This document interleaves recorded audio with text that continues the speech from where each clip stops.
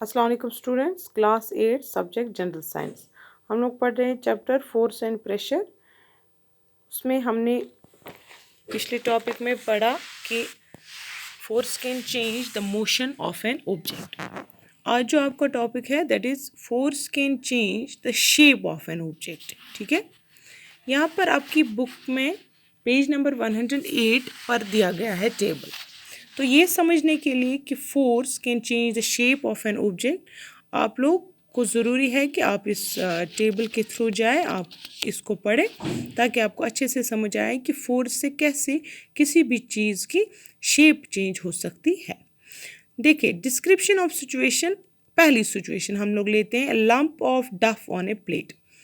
यहाँ पर पिक्चर में भी दिखाया गया है डफ, जो आटा हम लोग गूंथते हैं उसको हम प्रेस करते हैं, pressing it down with your hands. Hand से उसको हम प्रेस करते हैं तो उसको क्या हो जाता है, उसकी शेप चेंज होती है।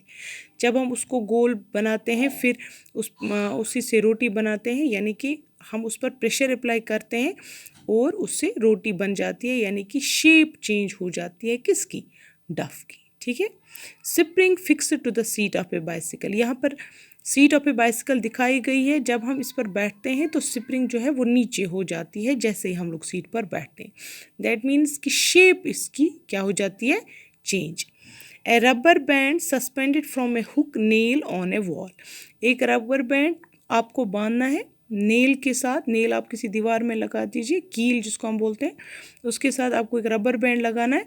फिर आपको रबर बैंड को खींचना है। आप देखते हो कि रबर बैंड जो है वो खिंच जाता है, यानी कि उसकी शेप चेंज हो जाती है। इसी तरह से हम लोग बैलून को अगर फुलाएंगे तो उसकी भी क्या चेंज हो जाती है, शेप चेंज होती है। इसलिए मैंने यहाँ पर बुक कंसल्ट की, क्योंकि इस पर यहाँ पर आपको पिक्चर्स भी दिखा के हैं, तो इस तरीके से आपको समझने में आसानी हो जाएगी। जैसे प्रेसिंग ए डफ, जब हम डफ को प्रेस करते हैं उससे रोटी बनाते हैं तो it change the shape of an object. जब हम उस पर फोर्स अप्लाई करते हैं, सीट पर जब बैठते हैं फोर्स अप्लाई होता है तो चेंज हो जाती है शेप। कील के साथ अगर हम रबर को खींचेंगे तो चेंज शेप हो जाती है। बैलून में अगर हम हवा भरेंगे तो उसकी वो फूल जाता है, उसकी शेप चेंज हो जाती है। ठीक है, इन ऑल दीज सिचुएशंस आप लोग देखते हो कि जब भी हम लोग फोर्स अप्लाई करते हैं या तो उस चीज़ की स्पीड बढ़ जाती है, या फिर उस चीज़ की डायरेक्शन ऑफ मोशन चेंज हो जाती है, या फिर उस चीज़ की शेप चेंज हो जाती है, या फिर किसी सिचुएशन में ऐसा भी हो सकता है कि all the three effects will happen. ठीक है, जैसे यहाँ पर आप लोगों को ये जो हमने यहाँ तक पढ़ा कि उसका कंक्लूजन यहाँ पे दिया गया है, having perform all the above activities you would have realised. क्या हमने रियलाइज़ किया, दैट ए फोर्स, कि एक फोर्स क्या कर सकता है, may make an object move fast rest. अगर कोई ऑब्जेक्ट रेस्ट में होगा उस पर हम फोर्स अप्लाई करेंगे तो वो मोशन में आ जाएगा, सिंपल। ठीक है, मे change the speed of an object if it is moving. अगर कोई चीज़ चल रही है तो उसको हम और फोर्स लगाएंगे, दैट मीन्स कि उसकी स्पीड चेंज हो जाएगी। ठीक है, या उसको रोकने की कोशिश करेंगे तो स्पीड कम हो जाएगी। अगर अपोजिट डायरेक्शन में फोर्स अप्लाई करेंगे, अगर उसी डायरेक्शन में फोर्स अप्लाई करेंगे जिस डायरेक्शन में वो ऑब्जेक्ट चल रहा होता है, then the speed will increase. ठीक है, मैंने अच्छी तरह एक्सप्लेन किया है ये आपको। मे change the direction of motion of an object, direction change हो जाती है। बॉलर अगर बॉल फेंकता है तो बैट्समैन उसको दूसरे डायरेक्शन पे मारता है, दैट मीन्स वहाँ पर डायरेक्शन चेंज होती है। मे bring about A change in the shape of an object, जो हमने अभी पढ़ा कि इससे फोर्स अप्लाई करने से ऑब्जेक्ट्स की शेप चेंज हो सकती है, शेप भी चेंज हो सकती है। मे कॉज सम और ऑल ऑफ दीज इफ़ेक्ट्स, किसी सिचुएशन में या तो सारे इफ़ेक्ट्स होंगे या कुछ इफ़ेक्ट्स हो जाएंगे।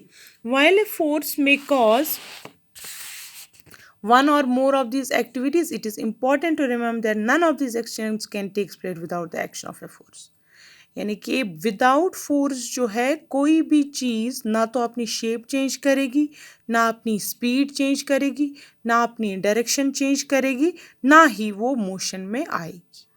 ठीक है, फिर से मैं आप लोगों को रिपीट कर देती हूँ। कोई चीज़ अगर कहीं पर है तो it will not move by itself, it will not change its speed by itself, it will not change its direction by itself, or it will not change its shape by itself. So चाहे speed change करने के लिए, चाहे direction change करने के लिए, चाहे shape change करने के लिए हमें अप्लाई क्या करना है, अप्लाई हमें फोर्स ज़रूरी करना है। उसी की वजह से स्पीड चेंज हो सकती है, शेप चेंज हो सकती है, डायरेक्शन चेंज हो सकती है, ठीक है, स्पीड चेंज हो सकती है। तो इन ऑल दीज एक्टिविटीज़ के हमने लर्न किया कि मोशन, किसी भी चीज़ को मोशन में लाने के लिए या स्पीड चेंज करने के लिए या डायरेक्शन चेंज करने के लिए या शेप चेंज करने के लिए हमें उस पर अप्लाई करना है फोर्स।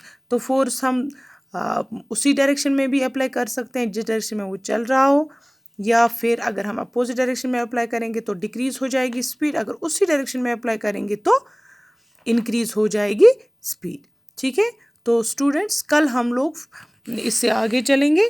हमें कल फोर्स जो है उसके टाइप्स पढ़ने हैं, contact force, in non contact forces, muscular forces, electrostatic forces. तो ये फोर्सेस जो है हम कल इंशाल्लाह अलग अलग करके हम इनको पढ़ेंगे पूरी डिस्क्रिप्शन के साथ।